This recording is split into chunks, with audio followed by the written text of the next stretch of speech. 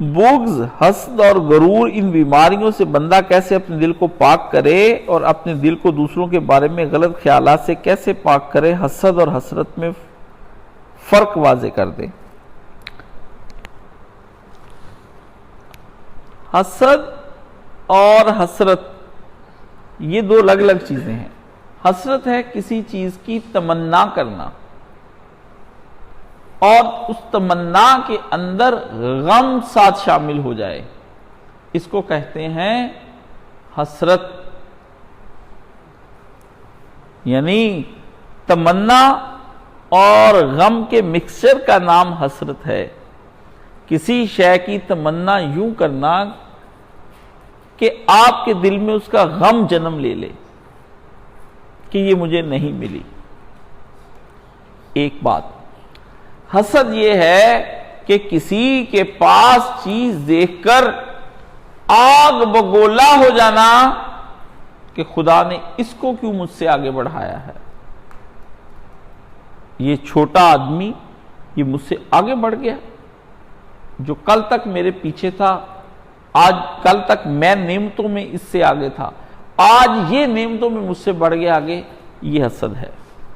اور ایک تیسری چیز ہے جس کو غبطہ کہتے ہیں، جس کو شریعت نے آپ کو اجازت دی، وہ ہے رشک کرنا۔ کسی کی نعمت کو دیکھ کر خوشی کا اظہار کرتے ہوئے دل میں یہ خواہش لانا کہ الہی اگر آپ مجھے بھی دیتے تو میں بھی اسی طرح آپ کا شکر گزار بندہ بنتا۔ تو رسول اللہ صلی اللہ علیہ وآلہ وسلم نے فرمایا دو طرح کا رشک ہر آدمی کو کرنا چاہیے۔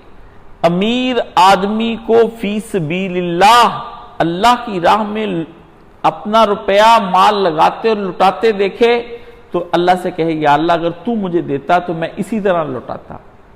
اور عالم دین جس وقت دین بیان کر رہا ہو اس کے دین کی باتیں سن کر کہے یا الہی اگر دین مجھے بھی اس طرح ہی آتا تو میں بھی اسی طرح تیری باتیں دنیا کو سناتا۔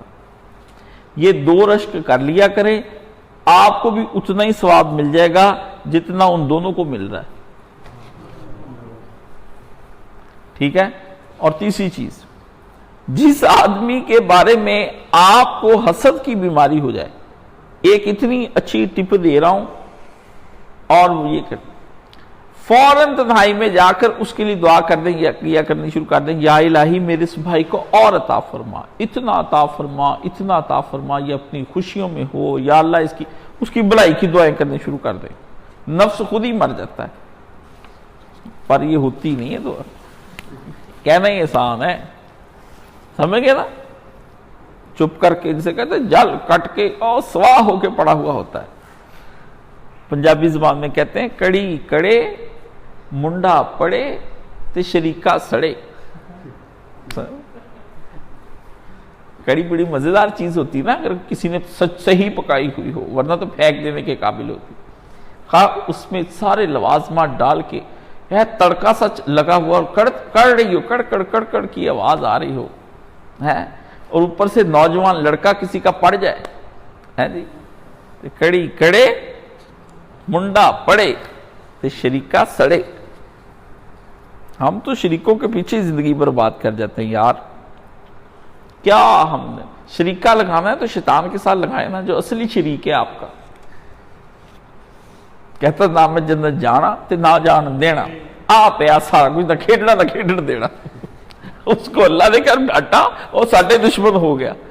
دسو اسی تیرا کی بگاڑیا ظالما، تو ساڈے پیچھے پہ گیا، تیری رب نہ لڑائی، تو لڑ رب لڑے تو آپس میں ساڈا کی ہے نہیں، وہ نہیں ساتھ بھر گیا، ہاں میرے بندے تیرے نہ لڑ گے۔ واہ میرا مولا، کیا تیری قدرت دے، کیا سوڑے نقشے کٹے نے۔ صبر اور برداشت میں کیا فرق ہے، کن چیزوں پر صبر کیا جائے اور کن چیزوں کو برداشت۔ دیکھیے ہمارے یہاں عموماً یہ کہا جاتا ہے کہ برداشت اور صبر دو الگ الگ چیزیں ہیں۔ دراصل صبر باندھ دینے کو کہتے ہیں، کسی جانور کو جب باندھ کر ہدف بنا کے نشانہ بنائے اس کو صبر کہتے ہیں۔ دنیا کی نعمتوں پر صبر کرنا کسی کو دیکھ کر اور اپنی جو اتنی نعمتیں اس پہ ہی صبر کرنا، اس کا اجر ہے۔ کسی کی غلط بات پر صبر کرنا اجر ہے، اس کو پی جانا اجر ہے، ٹھیک ہے نا؟ یہ سب چیزیں جتنی بھی ہیں، یہ تو اللہ نے فرمایا کہ صبر کرنے والا جب صبر کر رہا ہوتا ہے تو وہ اپنے آپ کو تنہا نہ کہے، ان اللہ مع الصابرین، میں اس کے ساتھ اس وقت ہوتا ہوں، میں تو اس کے ساتھ ہوتا ہوں۔ وہ تنہائی محسوس نہ کرے کہ میرا کوئی نہیں ہے، میں اس کے ساتھ ہوں۔ تو بیماریوں پہ صبر جب ہوا تو حضرت ایوب نے بہت صبر کیا، اور جب کہا رب انی مسنی الضر یا ارحم الراحمین، اے رحم کرنے والے، بیماریوں نے گھیر لیا، فرمایا ہم نے سن لی اس کی دعا اور عطا کیا، پھر اس کو ہم نے وہی کچھ جو پہلے اس سے لے لیا تھا اور اس سے بھی زیادہ،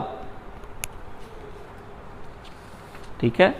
تو اپنے آپ کو روک لینا، جزا و فضا نہ کرنا، خدا سے شکوہ و شکایت نہ کرنا، اور راضی بے رضا رہنا کہ اللہ تعالیٰ نے اگر یہ کچھ کیا ہے تو بالکل ٹھیک کیا ہے، میں اسی کا مستحق تھا، لیکن چونکہ مجھ سے اب یہ برداشت نہیں ہو رہا تو میں اللہ سے یہ کہوں اللہم اجرنی فی مصیبتی واخلف لی خیر منہا، اے اللہ اس مصیبت پر مجھے اجر عطا فرما جو میں نے صبر کیا، اور مجھے اس سے بھی بہتر عطا فرما۔ یہ رسول اللہ نے دعا سکھائی۔